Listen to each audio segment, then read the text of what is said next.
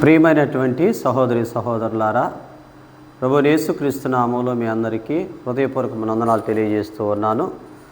మరి రాత్రికాల సమయంలో ప్రార్థన చేసుకొని వాక్యంలోనికి ప్రవేశిద్దాం. ప్రార్థన చేసుకుందాం. పరిశుద్ధుడా, మమ్మల్ని మిక్కిలిగా ప్రేమించిన మా ప్రియ పరలోకపు తండ్రి, నీ ఘనమైన, నీ శ్రేష్టమైన, నీ ఉన్నతమైన నామమునకు క్రీస్తు ద్వారా కృతజ్ఞతాస్తుతులు చెల్లిస్తున్నాను తండ్రి. గడిచిన రాత్రి అంతా కూడా మమ్మల్ని కాచి కాపాడి మరొక రాత్రిని మా జీవితంలో ఇచ్చినందుకే వందనాలు తండ్రి. ఇదిగో ఈ యొక్క రాత్రికాల సమయంలో నీ మాటలు వివరిస్తూ ఉండగా నీ పరిశుద్ధాత్మ సహాయం నాకు అనుగ్రహించండి.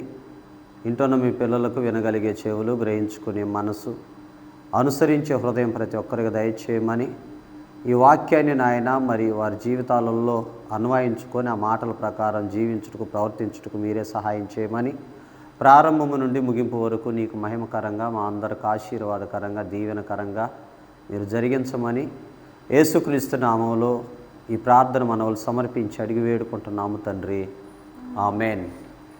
మంచిది. ప్రభునందు ప్రియమైన దేవుని పిల్లలారా, ప్రభువైన యేసుక్రీస్తు నామంలో చేరి వచ్చినటువంటి దేవుని పిల్లలందరికీ కూడా హృదయపూర్వకమైన వందనాలు తెలియజేస్తూ ఉన్నాను. మరి రాత్రికాల సమయంలో కొద్ది నిమిషాలు దేవుని మాటలు నేర్చుకుందాం. జాగ్రత్తగా గమనించండి. ప్రతి ఒక్కరు కూడా ఆసక్తితో, భయభక్తులతో దేవుని మాటలు వినాలని ప్రేమపూర్వకంగా తెలియజేస్తూ ఉన్నాను. మన అంశం ఏంటంటే, మన మాటలు ఎలా ఉండాలి, ఎలా ఉండకూడదు. మన మాటలు ఎలా ఉండాలి, ఎలా ఉండకూడదు. ప్రియమైన దేవుని వర్లారా, ఈ భూమి మీద 84 లక్షల జీవరాశుల్లో దేవుడు మాట్లాడే శక్తి మనిషికి మాత్రమే ఇచ్చాడు. ఏ పక్షి మనలా మాట్లాడలేదు, ఏ జంతువు మనలా పాడలేదు. మాటల గురించి సమాజంలోని కవులు, పెద్దలు ఏ విధంగా చెప్పారో చూద్దాం. కత్తిపోటు కంటే నోటుపోటు అనేది చాలా శక్తివంతమైనది. మాటకు అంత శక్తి ఉంది. చాలామంది శరీరానికి తగిలిన గాయమైన మానుతుందేమో కానీ మాట వలన మనసుకు తగిన గాయం మాత్రం మానటం కష్టం అంటారు. అంటే మనసులను అంత ప్రభావితం చేస్తాయి. ఏంటి? మాటలు. నోరు మంచిదైతే ఊరు మంచిదని అంటారు. నోరు మంచిదైతే ఊరు మంచిదని అంటారు. అంటే నీ నోటిలో నుండి వచ్చే మాటలు మంచిగా ఉంటే అందరు నీతో బాగుంటారు. అవే మాటలు చెడుగా ఉంటే అందరు నీకు శత్రువులు అవుతారు. ఊరు జనమైనా, కుటుంబమైనా, ఎవరైనా సరే శత్రువులు అవుతారు. అంటే సమాజంలో ఉన్న కవులు చెప్పిన మాటలు ఇప్పటివరకు మనం చూసాం.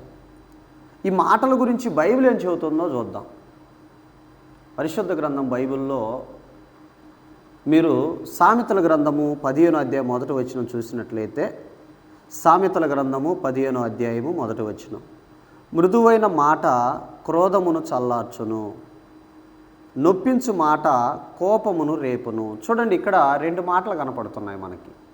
ఒకటి మృదువైన మాట, రెండవది నొప్పించు మాట. మృదువైన మాట ఏం చేస్తుందంట? కోపమును చల్లారుస్తుంది. నొప్పించు మాట కోపమును రేపుతుంది. 2 మాటలు కనపడుతున్నాయి మనకి ఇక్కడ. అంటే మృదువైన మాట క్రోధమును చల్లార్చును, మృదువైన మాటలు కోపమును తగ్గిస్తాయి, నొప్పించు మాట కోపమును రేపుతుంది. అందుకనే పెద్దలు కాలు జారిన ఏమి కాదు కానీ నోరు జారకూడదు అంటారు. కానీ అందరు జారేది అదే. ఏంటిది? నోరు. మాట జారితే వెనుకకు తీసుకోలేము. ఏమంటే మాట జారితే వెనుకకు తీసుకుంటాము. ఈరోజు అనవసరంగా అన్నానండి ఆ వ్యక్తిని. అనకూడని మాట అన్నావు, అన్న తర్వాత నువ్వు వదిలేసావు. అది రయ్యని వెళ్ళిపోతూ ఉన్నది. మాట జారావు. అన్న తర్వాత దాని వెనుక్కి ఆ మాటను తీసుకోగలమా? తీసుకోలేము. కాబట్టి ప్రభునందు ప్రియమైన దేవుని పిల్లలారా, మాట విషయంలో చాలా జాగ్రత్తగా ఉండాలి. 2 మాటలు ఇక్కడ మనకు కనపడుతున్నాయి. మరొక మాట బైబిల్లో చూద్దాం. ఒకసారి మీరు సామెతల గ్రంథం 18:21లో, సామెతల గ్రంథము 18వ అధ్యాయం 21లో చూస్తే, జీవ మరణములు నాలుక వశము. జీవ మరణములు నాలుక వశము అంటే నీ నాలుకలో జీవం ఉంది, నీ నాలుకలో మరణముంది. అంటే మాట మనిషిని బ్రతికింపగలదు, మాట మనిషిని చంపనుగలదు. ఏమంటే అంతేనా? మీరు గమనించండి, చంపనుగలదు. అవే మాటలు బంధాలను కలపగలవు, బంధాలను కూడా విడదీయగలవు. తన నోరు కాచుకొనివాడు తనను కాపాడుకొనుడని సొలొమోను గారు చెప్పారు. కాపాడుకోవాల్సింది దేనిని? నోటిని. కానీ చాలామంది బంగారము, ధనము, ఆస్తులు, ఏమండి అంటే వీటిని కాపాడుకుంటూ భద్రం చేసుకుంటుంటారు. కానీ నోటి నుండి వచ్చే మాటలు ఎంత ప్రమాదకరం అంటే నిన్నే కాదు, నీ కుటుంబం, నీ కుటుంబాన్నే కాదు, గ్రామమే కాదు, రాష్ట్రమే కాదు, దేశమే కాదు, ప్రపంచాన్ని తగలబెట్టేంత శక్తి నీ నోట్లో ఉన్న నాలుకకు. అందుకనే ప్రభునందు ప్రియమైన దేవుని పిల్లారా, ఈరోజున మన అంశం ఏంటంటే మన మాటలు ఎలా ఉండాలి, ఎలా ఉండకూడదు. ఎలా ఉండకూడదో ఒక 5 విషయాలు చెప్తాను, ఎలా ఉండాలో ఒక ఐదు విషయాలు చెప్పి ముగిస్తాను. ఎక్కువసేపు చెప్పను, జాగ్రత్తగా గమనించండి మీరు. ఇక్కడ మన మాటలు ఎలా ఉండకూడదో మనం నేర్చుకుందాం. మొదటగా ఎలా ఉండకూడదు, మన మాటలు ఎలా మాట్లాడకూడదో నేర్చుకుందాం. ఒకసారి మీరు సామెతల గ్రంథం 10వ అధ్యాయం 19వ వచనం మీరు చూసినట్లయితే, సామెతల గ్రంథము 10వ అధ్యాయం 19వ వచనంలో, విస్తారమైన మాటలలో దోషముండక మానదు, తన పెదవులను మూసుకునేవాడు బుద్ధిమంతుడు. చూసారా? విస్తారమైన మాటలలో దోషం ఉండక మానదు, తన పెదవులను మూసుకునేవాడు బుద్ధిమంతుడు అంట. అంటే విస్తారంగా మాట్లాడటం అంటే ఉదయం నుంచి సాయంత్రం వరకు కూర్చుంటారు. అక్కడక్కడ మీరు స్త్రీలలో చూడండి, పల్లెల్లో ఎక్కడైనా చూడండి, అంటే పల్లెటూరులలో కూర్చుంటారు. ఆయన ఆఫీస్ పనికో ఏదో పనికి వెళ్తాడు. ఆయన వెళ్ళిన తర్వాత ఆయన వెళ్ళింది ఏమైనా చూస్తుంది, ఈ పక్కింటి చూసి ఆమె దగ్గరకు వచ్చి ఆ మాట ఈ మాట అని వస్తుంది. ఆ మాట ఈ మాట అని జాగ్రత్తగా వినాలి మీరు వాక్యం. ఆ మాట ఈ మాట మొత్తం ఆమెతో మాట్లాడుతూ ఏం చేస్తుందంటే, ఉదయం వెళ్ళినామా సాయంత్రం వరకు వారి గురించి ముందు పక్కవారి గురించి ఎత్తుకుంటారు. అలా మొత్తం ఊరు మొత్తం గురించి మాట్లాడుకుంటూ ఉంటారు. ఆయన అట్లా, ఆమె అట్లా, ఇలా మాట్లాడుకుంటూ చివరికి పొద్దుపోయింది. అన్నయ్య గారు వచ్చి ఉంటారు, నేను వెళ్తున్నాను. అన్నయ్య గారు వచ్చే టైం అయింది, నేను వెళ్తున్నాను వదిన అంటాం, వెళ్ళి రావటం. విస్తారమైన మాటలు ఏం మాట్లాడుకుంటారండి? పొద్దుబోని మాటలు. ప్రభునందు ప్రియమైన దేవుని పిల్లారు మీరు గమనించండి, విస్తారమైన మాటలలో దోషం ఉండక మానదు. బుద్ధిమంతుడైతే ఏం చేస్తాడంటే తన పెదవులను మూసుకుంటాడు. ఎక్కువగా మాట్లాడటం ఎవరంటే బుద్ధిహీనుల లక్షణం. అందులో దోషం ఉండక మానదు. ఎక్కువగా ఎవడు మాట్లాడతాడు చెప్పండి? బుద్ధిహీనుడైతే ఎక్కువ మాట్లాడుతుంటాడు. బుద్ధిహీనుడు ఏం చేస్తాడు? నేనంటలా, బైబిల్ చెప్తుంది. ఎక్కువగా ఎవడు మాట్లాడుతుంటాడంటే బుద్ధిహీనుడు. ఎక్కువగా మాట్లాడటం బుద్ధిహీనుల లక్షణం. మొదటిగా ఎలా మాట్లాడకూడదంటే గుర్తుపెట్టుకోండి, నేను ఎక్కువ లోతుకు చెప్పట్లా, మీకు అర్థమయ్యే రీతిలో పైపైనే చెప్తాను, గుర్తుపెట్టుకోండి. ఎక్కువగా మాట్లాడటం ఎవరి లక్షణం? బుద్ధిహీనుల లక్షణం. అందుకనే మీరు గమనించండి, మొట్టమొదటి మాట ఏంటంటే విస్తారంగా మాట్లాడకూడదు. ఎలా మాట్లాడకూడదు? విస్తారంగా మాట్లాడకూడదు. నెంబర్ 1 మాట ఇది ఒక మాట గుర్తుపెట్టుకోండి. రెండో మాట మీరు చూస్తే సామెతల గ్రంథము 4వ అధ్యాయం 24వ వచనంలో, మూర్ఖపు మాటలు నోటికి రానీయకము, పెదవుల నుండి కుటిలమైన మాటలు రానీయకము అన్నాడు.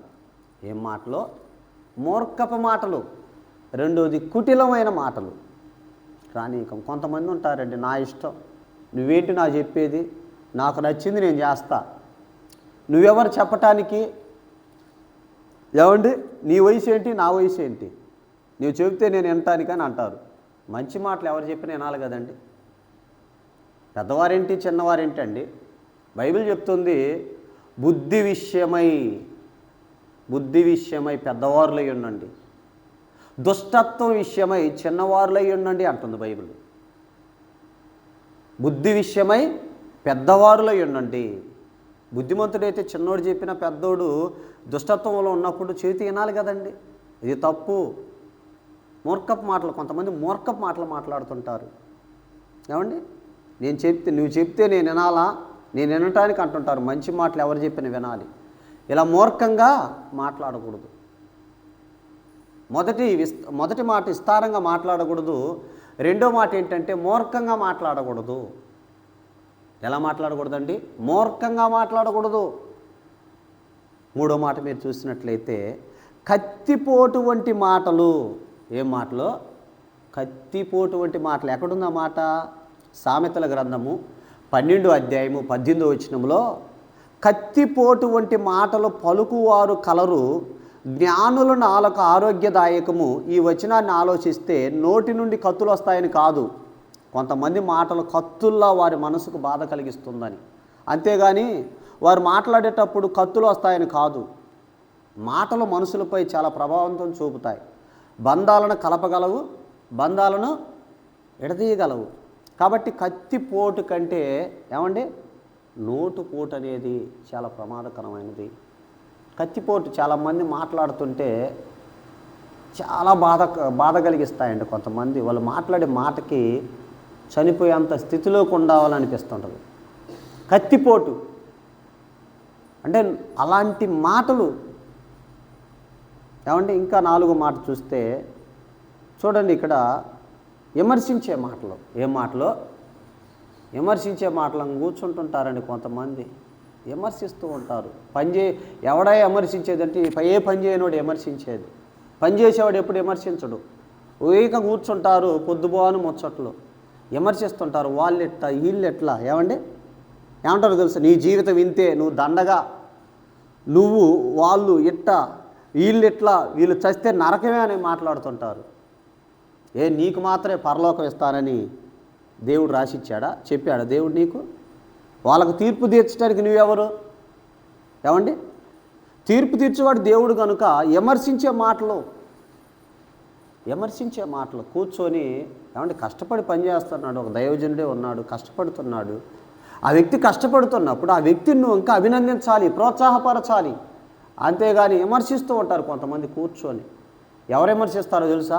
ఎప్పుడు కూడా గుర్తుపెట్టుకోండి, విమర్శించేది ఎవడంటే ఏ పని లేకుండా గాలికి తిరుగుతూ కూర్చొని టీ కొట్ల కాడ, ఆ కొట్ల కాడ, ఈ కొట్ల కాడ కూర్చొని, ఒక దైవజనుడు టీ కొట్టు కాడ కూర్చోవటం ఏంటండి? కూర్చొని వాళ్ళ గురించి వీళ్ళ గురించి మాట్లాడుకుంటూ ముసలమ్మ ముచ్చట్లు అంటారు. ఒక మాటలో చెప్పాలంటే ముసలమ్మ ముచ్చట్లు మాట్లాడుకుంటూ విమర్శిస్తూ ఉంటారు. 4వ మాట ఏంటంటే విమర్శించే మాటలు మాట్లాడకూడదు. మన మాటలు ఎలా ఉండకూడదు అని చెప్పే మాటలు చెప్తున్నాను నేను. 5 విషయాలు చెప్తున్నాను. 5వ విషయం ఏంటంటే, 5వ విషయం మీరు చూసినట్లయితే గర్వపు మాటలు. ఏం మాటలు? గర్వపు మాటలు. చాలామంది తమకున్న అందాన్ని బట్టి గర్విస్తారు. అవునా కదా చెప్పండి? చాలామంది తమకున్న అందాన్ని బట్టి గర్విస్తారు. మరికొంతమంది తమకున్న ఆస్తిని బట్టి గర్విస్తారు. చాలామంది నేను ఎవరో తెలుసా, నేను లేకపోతే మీరు లేరని గర్వంగా మాట్లాడతారు.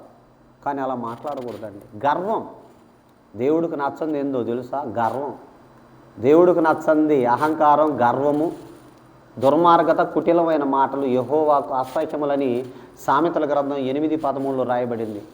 దేవునికి అసహ్యమనేవి ఏంటంటే గర్వం, అహంకారము, దుర్మార్గత, కుటిలమైన మాటలు. ఇవి దేవుడికి నచ్చవు.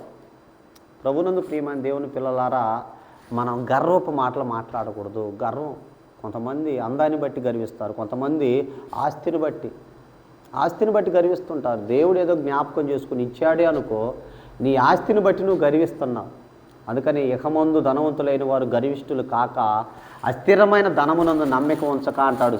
ఎక్కడ? తిమోతికి రాసిన 1 పత్రిక 6వ అధ్యాయంలో. అస్థిరమైన ధనం అది. ఏదో రోజు స్థిరమండి ధనం.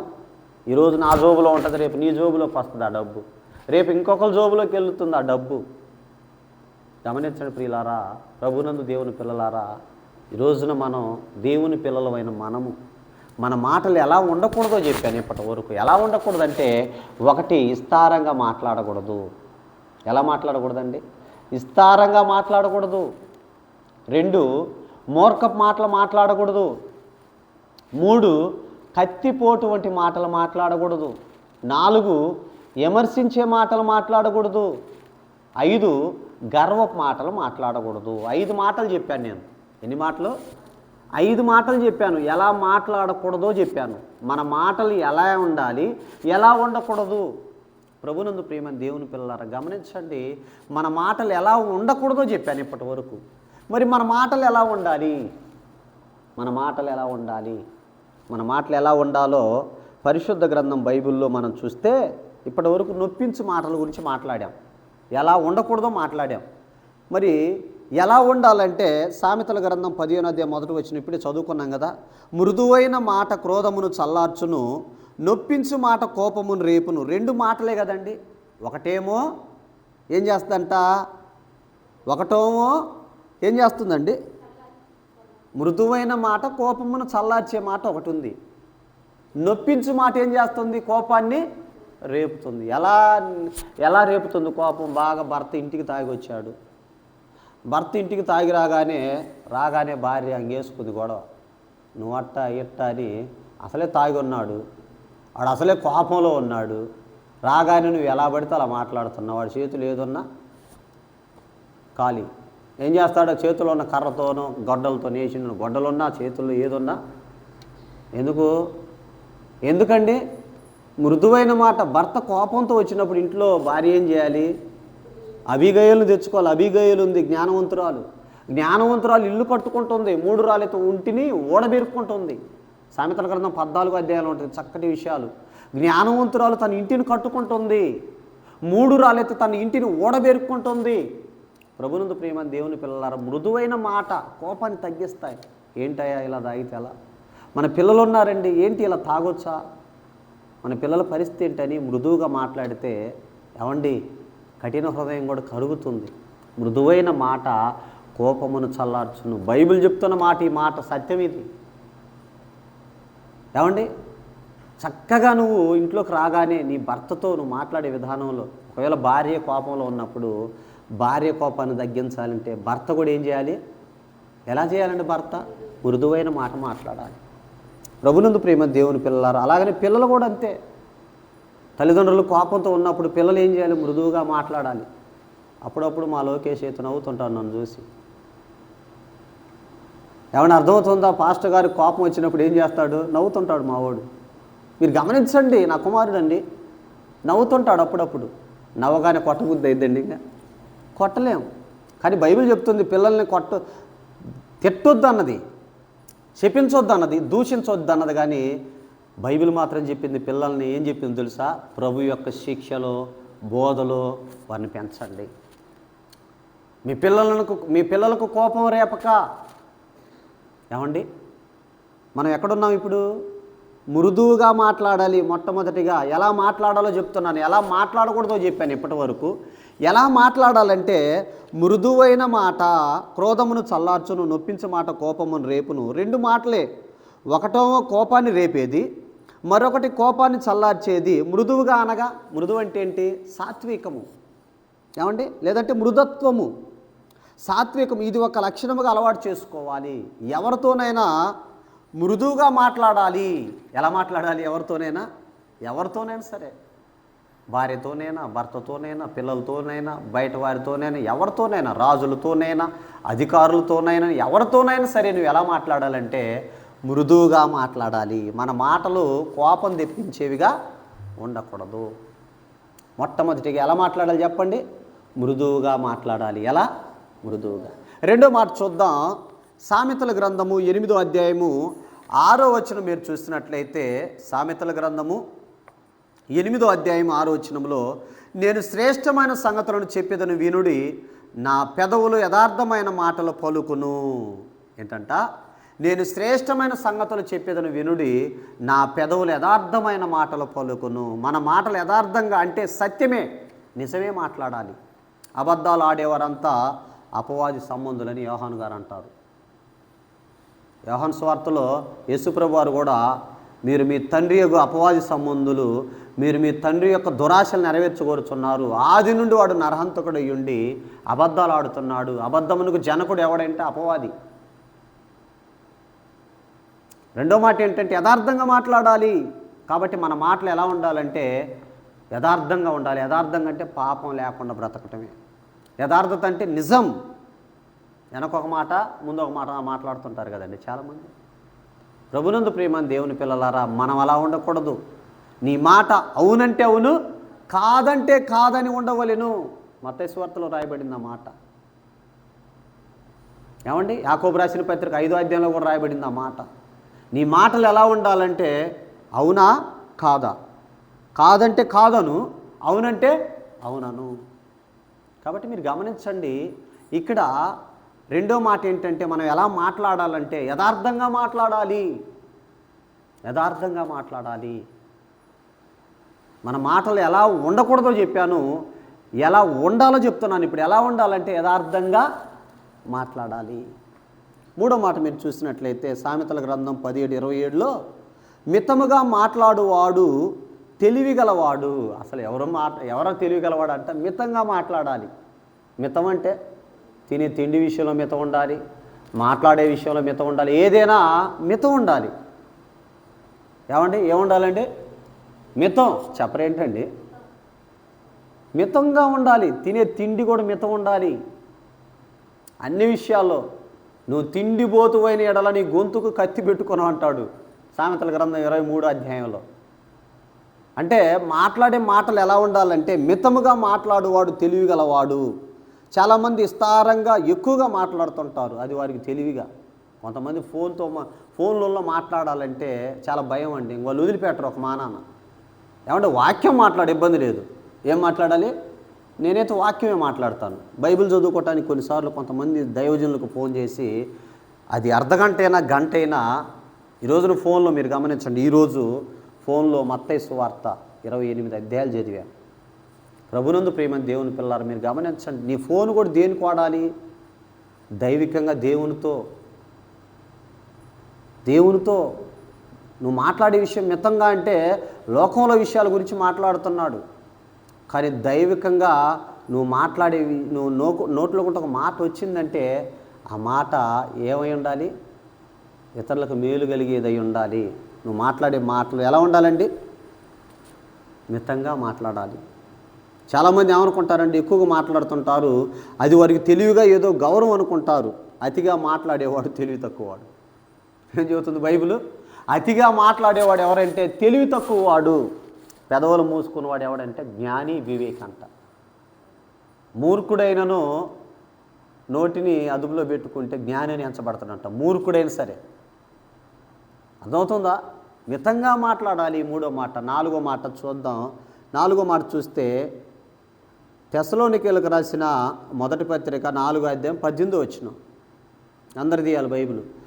తెస్సలోనికీయులకు రాసిన మొదటి పత్రిక 4వ అధ్యాయం 18లో మాటల చేత ఒకరినొకడు ఆదరించుకొనుడి. ఏంటంట? మాటల చేత ఒకరినొకడు ఆదరించుకొనుడి. ఏమండి, ఎన్ని కోట్లు ఆస్తుంటే ఏమండి చెప్పండి? ఆదరించేవారు పక్కన లేకుండా ఎన్ని కోట్లు ఆస్తున్నా వ్యర్థమే. నీకు నేనున్నా అని చెప్పేవారు పక్కన లేకుండా ఉంటే నీకు ఎన్ని కోట్లు ఆస్తున్నా వ్యర్థమేనండి. ఎన్ని డబ్బులుంటే ఏం సుఖమండి?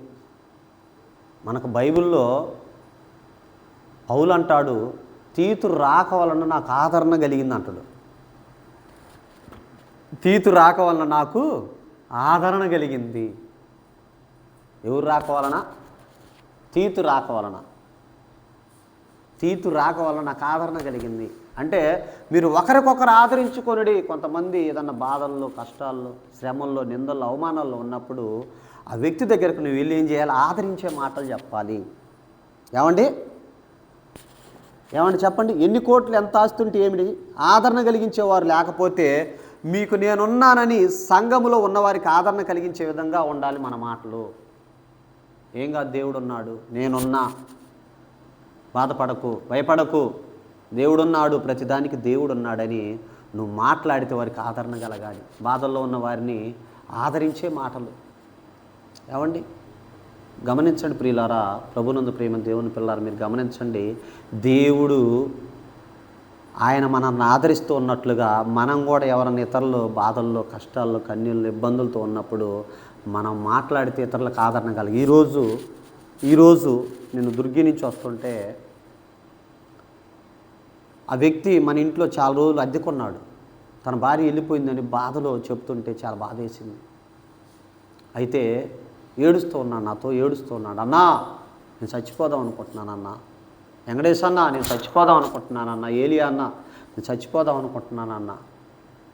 నా భార్య లేదన్నా, నా భార్య నన్ను విడిచిపెట్టి 3 నెలలు అవుతుందన్న. నా భార్య, నా పిల్లలు 3 పోయారన్నా, నేను చచ్చిపోదాం అనుకుంటున్నానని నాతో ఏడుస్తూ ఉన్నాడు. ఏమండి, అక్కడ ఏడుస్తూ ఉంటే నేనేదో ఒకటి తాగి చచ్చిపోతాను అంటుంటే, తమ్ముడు దేవుడు ఉన్నాడు, దేవుడు అన్యాయస్తుడు, నేను వస్తాను, నేను వచ్చి చెప్తాను, నేను ప్రార్థన చేస్తాను, నువ్వు ధైర్యంగా ఉండు తమ్ముడు అని రోడ్డు మీదనే ప్రార్థన చేశానండి. ఆ మాట తనను ఆదరించింది. ఓకే అన్న, నువ్వు వచ్చినావు అన్న, నిజంగా దేవుడు ఆలోచన అన్న, దేవుడే పంపిస్తాడండి కొన్నిసార్లు.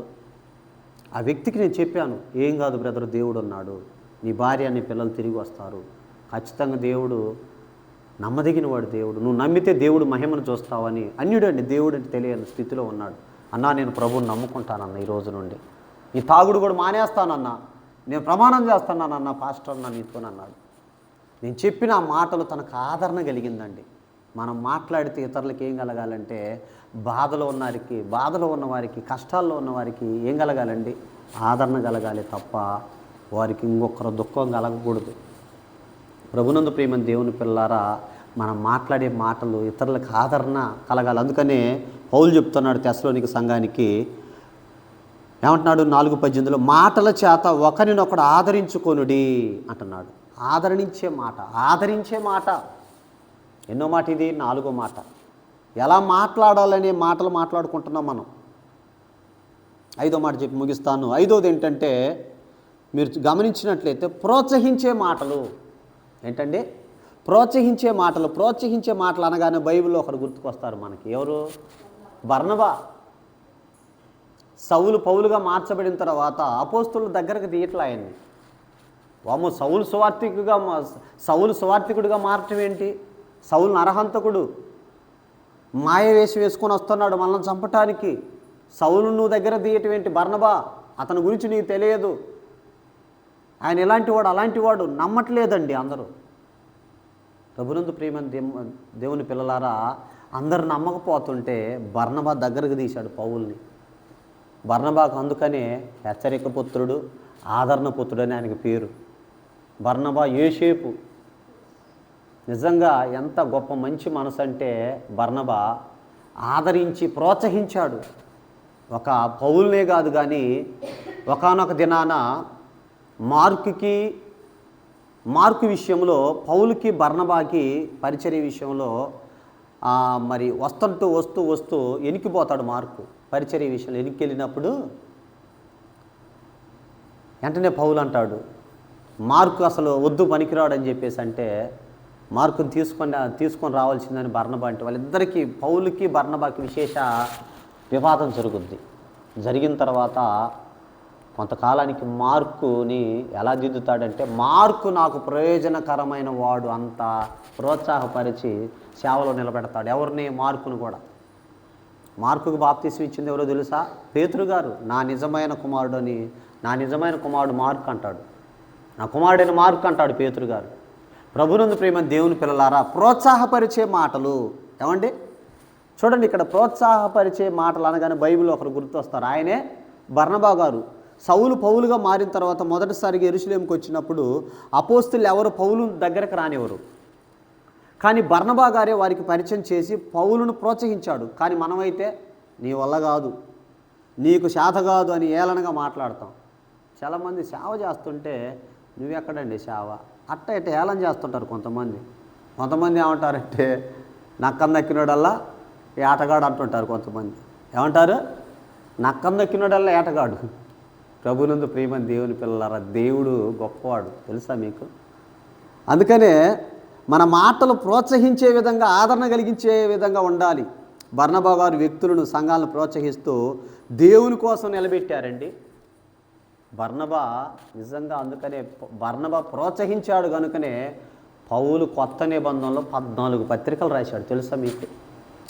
పౌలు నిజంగా మీరు గమనించండి, ప్రోత్సహించాడు. సేవలో పౌలును ప్రోత్సహించాడు.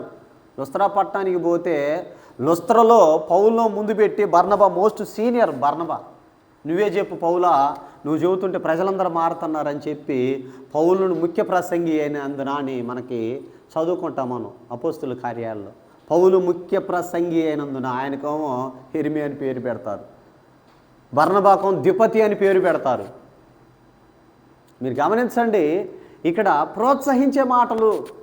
నీవైనా నేనైనా సంఘంలో ఎవరైనా పాటలు పాడుతుంటే అని గొంతు బాగలేదు చాలామంది అంటుంటారు, అసలు నీ గొంతే బాగోదు, ఏం గొంతు, నవ్వుతుంటారు, నవ్వుకుంటారు, హేళన చేస్తుంటారు. తప్పండి, అది అలా ఉండకూడదు. మనం సంఘంలో ప్రోత్సహించేవారిగా ఉండాలి, ఆదరించేవారిగా ఉండాలి. ఏమండి, ఫస్ట్ టైం నేను వాక్యం చదువుతున్నప్పుడు మనిషి జన్మ ఎందుకనే టైటిల్ ఉపేంద్ర అనే వాక్యం చదువుతుంటే దుర్గిలో ఫస్ట్ టైం అన్న చేత సభ పెట్టినప్పుడు నిజంగా కొర్నేలు గురించి వాక్యం చదువుతుంటే అది చదువుకుంటా ఎక్స్ప్లెనేషన్ ఎవరిని అనేది నాకు తెలియకపోతే, అన్న చాలా బాగా చెప్పావన్నా అన్నాడు. అన్న నిజంగా ఎలా చెప్పానో చెప్పలేదు నాకు అర్థమైంది. ఉపేంద్ర అన్నయ్య అన్నాడు, అన్న బాగా చెప్పావన్నా అంటున్నాడు. అలాగనే ఇక్కడ జగమేశ్వరపాడులో కూడా మరి చెప్పినప్పుడు చాలా బాగా చెప్పావన్నా అంటున్నాడు. అంటే ఎలా ఉంటారు ప్రోత్సహించే వాళ్ళు, సేవలో మనల్ని పురికొల్పే వాళ్ళు, ప్రోత్సహించే వాళ్ళు నేర్చుకోవటానికి ఏమండి డిసప్పాయింట్ చేయకుండా ఏం చేస్తారంటే ప్రోత్సాహపరుస్తారు. ఆ ప్రోత్సాహాన్ని మనం తీసుకొని ఇంకా కష్టపడాలి. ఏమండి, బైబిల్ చదవకపోతే వాక్యం చదువుతామా చెప్పండి? బైబిల్ చక్కగా చదవాలి, ప్రార్థన చేసుకోవాలి. విశ్వాసులు కూడా రోజుకు 10 అధ్యాయాలు చదవాలండి. ఈ రోజున బైబిలు మరి వచ్చి అతి తక్కువ కాలంలో అంత 6 సంవత్సరాలలో మీ ముందుకు వచ్చి వాక్యాన్ని బోధిస్తున్నానంటే ముందు దేవుని కృప, తర్వాత కష్టపడాలండి. బైబిల్ చదవలేకపోతే ఏది పడితే అది చెబితే బైబిల్ చెప్తుంది శాపం. క్రీస్తు కృపను బట్టి భిన్నమైన సువార్త మీరు ఉపదేశిస్తే అతడు శాపగ్రస్తుడవును గాక అని బైబిల్లో రాయబడింది. గలతీయులకు రాసిన పత్రిక 1:6లో చెప్తాడు. ఒకటి కలపకూడదు, ఒకటి తీసివేయకూడదు. ప్రభునందు ప్రియమైన దేవుని పిల్లలారా, మన మాటలు ఎలా ఉండాలంటే ప్రోత్సహించేవిగా ఉండాలి. ఎలా ఉండాలండి? ప్రోత్సాహపరిచే మాటలు. మీరు చూడండి, ఎలా మాట్లాడకూడదో చెప్పాను, ఎలా మాట్లాడాలో చెప్పాను. మన మాటలు ఎలా ఉండాలి, ఎలా ఉండకూడదు. ఎలా ఉండకూడదో చెప్పాను మొట్టమొదటిగా. ఎలా ఉండకూడదు, నా వైపు చూడండి ఒకసారి. ఎలా ఉండకూడదంటే నాతో పలకండి అవసరమైతే. ఎలా ఉండకూడదు? విస్తారంగా మాట్లాడకూడదు. 1 విస్తారంగా మాట్లాడకూడదు. 2 మూర్ఖపు మాటలు మాట్లాడకూడదు. 4 కత్తిపోటు వంటి మాటలు మాట్లాడకూడదు. క్షమించండి, 3 4 విమర్శించే మాటలు మాట్లాడకూడదు. 5 గర్వపు మాటలు మాట్లాడకూడదు. 5 మాటలు చెప్పాను. సరే మళ్ళీ చెప్పండి, మీరు చెప్పండి. 1 విస్తారంగా మాట్లాడకూడదు. 2 మూర్ఖపు మాటలు మాట్లాడకూడదు. 3 కత్తిపోటు వంటి మాటలు మాట్లాడకూడదు. 4 విమర్శించే మాటలు మాట్లాడకూడదు. 5 చెప్పరేంటండి, గర్వపు మాటలు మాట్లాడకూడదు. ఎలా మాట్లాడకూడదో చెప్పాను. ఎలా మాట్లాడాలి మరి అంటే 1 మృదువుగా మాట్లాడాలి. 2 యథార్థంగా మాట్లాడాలి. 3 మితంగా మాట్లాడాలి. 4 ఆదరించే మాటలు మాట్లాడాలి. 5 ప్రోత్సాహపరిచే మాటలు మాట్లాడాలి. 5 ఎలా మాట్లాడకూడదో చెప్పాను. 5 ఎలా మాట్లాడాలో చెప్పాను. మన మాటలు ఎలా ఉండాలి, ఎలా ఉండకూడదు. ఈ 10 మాటలు ఎలా మాట్లాడకూడదో, మనం ఎలా మాట్లాడాలో అనేది మనం ఆలోచిస్తే ఎలా మాట్లాడాలనేది చెప్పాను, ఎలా మాట్లాడకూడదో చెప్పాను. ఈ 10 మాటల్లో ఎలా మాట్లాడకుండా ఉండాలంటే నీ హృదయం నుండి క్రీస్తు ఉండాలి. నువ్వు క్రీస్తు అడుగుజాడలో నడిస్తే నీ మాటలు బాగుంటాయి. నీ మాటలు ఉప్పు వేసినట్టు ఎల్లప్పుడూ రుచికరంగా ఉంటాయి. క్రీస్తు కూడా నీ కొరకు బాధపడి మీరు తన అడుగుజాడలో నడుచుకున్నట్లు మీకు మాదిరి ఉంచిపోయాను. ఆయన పాపం చేయలేదు. ఆయన నోటన కపటం కనపడలేదు. ఆయన దూషింపబడి బదులు దూషింపలేదు. శ్రమ పెట్టబడి న్యాయముగా తీర్పు తీర్చి దేవునికి తనను తాను అప్పగించుకున్నాడండి. అంటే మీరు క్రీస్తు అడుగుజాడలను నడిస్తే, వాక్యం మీ హృదయం నిండా ఉంటే మీరు ఎలా మాట్లాడకూడదో నేర్చుకుంటారు.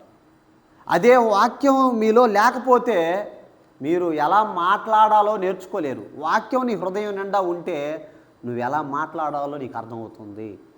క్రీస్తు నీలో ఉంటే నేను ఎలా మాట్లాడాలి నా తల్లితో, నా తండ్రితో ఎలా మాట్లాడాలి, ఏమండి నా భార్యతో ఎలా మాట్లాడాలి, నా భర్తతో ఎలా మాట్లాడాలి, నా అత్తమామతో ఎలా మాట్లాడాలి, నా బంధువులతో ఎలా మాట్లాడాలి, నా ఇరుగు పొరుగు వారితో నేను ఎలా మాట్లాడాలని నీకు అర్థమవుతుంది ప్రియులారా.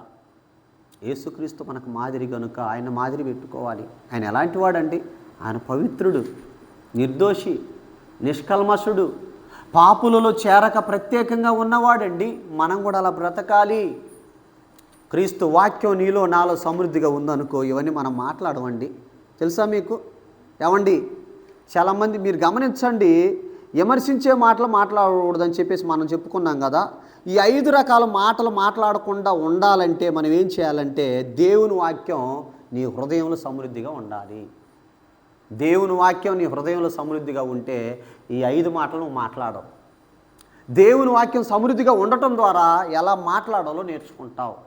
కాబట్టి ప్రభువుని నీ హృదయంలోకి రాత్రికాల సమయంలో చేర్చుకోవాలని, అలాగనే మన మాటలు ఎలా ఉండకూడదో చెప్పాను, ఎలా ఉండాలో చెప్పాను. ఎలా ఉండకూడదో ఎలా ఉండాలో ఇవన్నీ నువ్వు తెలుసుకోవాలంటే ప్రభువుతో నువ్వు సహవాసం చేస్తే, మన సహవాసం అయితే తండ్రితో కూడాను తన కుమారుడు యేసుక్రీస్తుతో కూడాను ఉన్నది అంటాడు. కాబట్టి గమనించండి, మనము ఎలా ఉండాలో ఎలా ఉండకూడదో చెప్పాను. ఇవన్నీ కూడా నువ్వేం చేయాలంటే గ్రంథంలో ఉన్న మాటలను చదువుతున్నప్పుడు, ధ్యానిస్తున్నప్పుడు ఎలా మాట్లాడకూడదో నువ్వు నేర్చుకుంటావు. కాబట్టి ప్రభునందు ప్రియమైన దేవుని పిల్లలారా, మనం అందరం కూడా వాక్యాన్ని ఉదయం లేవగానే చదువుకోవాలి, చక్కగా దేవుడితో మాట్లాడాలి, ప్రార్థన చేసుకోవాలి. అపోస్తుల బోధ, సహవాసం, రొట్టె విరుచుట, ప్రార్థన చేయట ఎడతెక్కుండాలి. మనం కూడా ఇవన్నీ కలిగి ఉన్నప్పుడు నువ్వు ఎలా మాట్లాడాలో నేర్చుకుంటావు, ఎలా మాట్లాడకూడదో కూడా నేర్చుకుంటావు. కాబట్టి గమనించండి. మరి ఇంతవరకు ఓర్పుతో ఓపికతో ఉన్న మీ అందరికి వందనాలు తెలియజేస్తూ ఈ మాటలు ముగిస్తూ ఉన్నాను. ప్రార్థన చేసుకుందాం. పరిశుద్ధుడా, మమ్మల్ని మిక్కిలిగా ప్రేమించిన మా ప్రియ పరలోకపు తండ్రి, నీ ఘనమైన, నీ శ్రేష్టమైన, నీ ఉన్నతమైన నామమునకు కృతజ్ఞతాస్తుతులు చెల్లిస్తూ ఉన్నాం తండ్రి. ఈ రాత్రికాల సమయంలో మన మాటలు ఎలా ఉండాలి, ఎలా ఉండకూడదు, ఎలా ఉండకూడదో చెప్పాను, ఎలా ఉండాలో చెప్పాను తండ్రి. ఈ మాటల్ని పిల్లల హృదయాల్లో 30 60 100 ఫలించుటకు సహాయం చేయండి.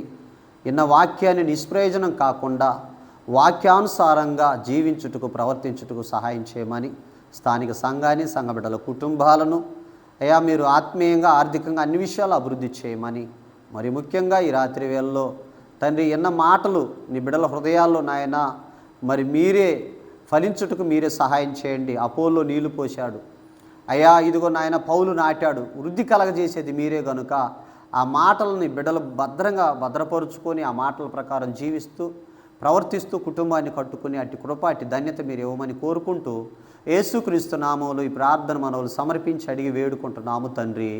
ఆమేన్.